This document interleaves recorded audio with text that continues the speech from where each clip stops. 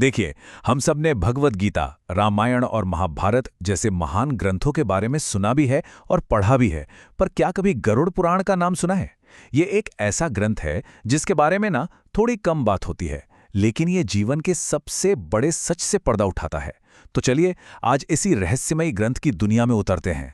पश्चिमी दुनिया में इस ग्रंथ को अक्सर the Hindu book of death कहा जाता है, और ये नाम ही हमें सीधे आज के हमारे विषय के एकदम केंद्र में ले आता है, मृत्यु और मृत्यु के बाद का असल सफर। तो ये एक प्राचीन ग्रंथ है जो हमें बताता है कि शरीर छोड़ने के बाद आत्मा के साथ आखिर होता क्या है, उसका सफर कैसा होता है। गरुड़ पुराण के अनुसार मृत्यु के देवता यमराज खुद उस आत्मा को इस दुनिया से परे ले जाते हैं। जिस दुनिया में हम जीते हैं ना, इसे शास्त्रों में भूलोक कहा गया है, और ऐसा माना जाता है कि यहां हमारा एक ही परम कर्तव्य है, जीवन के सत्य को जानना। शायद इसीलिए हम सबको नई जगहों पर जाना और नई चीजें सीखना इतना अच्छा लगता है, क्योंकि कहीं ना कहीं ये उसी परम सत्य की खोज का एक हिस्सा है। और यही सत्य की खोज हमें किताबों से निकालकर वाराणसी की गलियों में ले जाती है।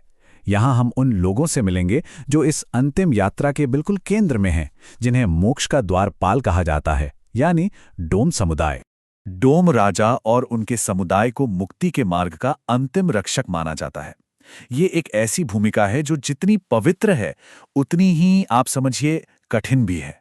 वो इस पार की दुनिया और उस पार की दुनिया के बीच एक पुल की तरह है। जरा सोच कर देखिए, ये कितना मुश्किल काम होगा। 24 घंटे जलती चिताओं की गर्मी के बीच रहना, जिसके लिए जबरदस्त मानसिक और आध्यात्मिक शक्ति चाहिए। ऐसी मान्यता है कि उनकी कुल देवी ही उन्हें इस काम को करने की शक्ति देती हैं और उनकी रक्षा भी करती हैं। वही ये सुनिश्चित करते हैं कि हर शरीर को मोक्ष के लिए जरूरी संस्कार मिल सके। हमारे स्रोत में कथावाचक ने एक बहुत ही निजी, एक बहुत पर्सनल अनुभव साझा किया है। जब वो डोम राजा के घर में उनकी देवी के मंदिर में बैठे तो अचानक उन्हें अपनी ही गलतियों का एहसास होने लगा और उनकी आंखों से आंसू बहने लगे। ये अनुभव बताता है कि अध्यात्म सिर्फ किताबों में नहीं है, बल्कि ऐसे गहरे व्यक्तिगत एहसासों में छिपा हुआ है।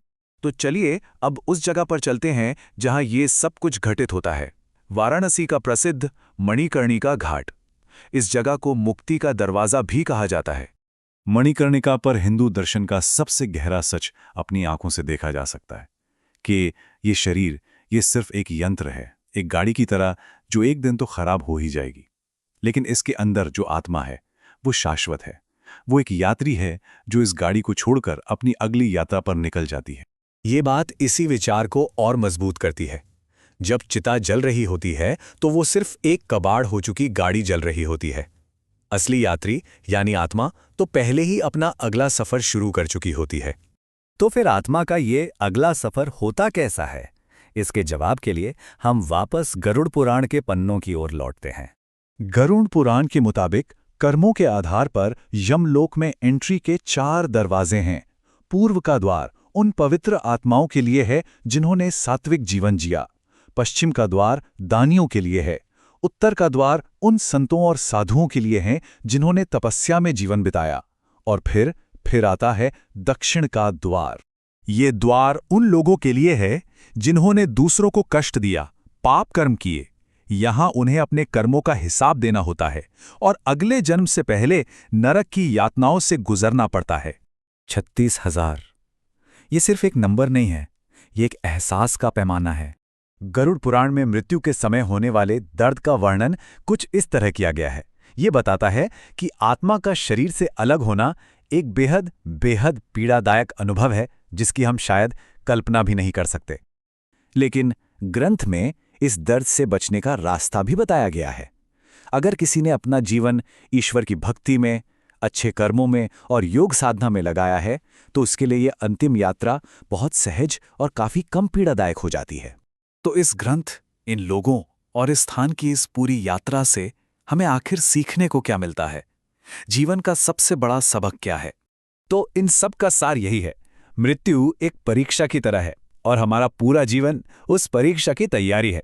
हम कैसे जीते हैं, हमारे कर्म कैसे हैं, हमारी सोच कैसी है, बस यही तय करता है कि हम उस अंतिम क्षण का सामना कैसे करेंगे। तो ये एक सवाल है जो हम सबको खुद से पूछना चाहिए कि अगर मृत्यु वाकई एक परीक्षा है तो हमारी तैयारी कैसी चल रही है।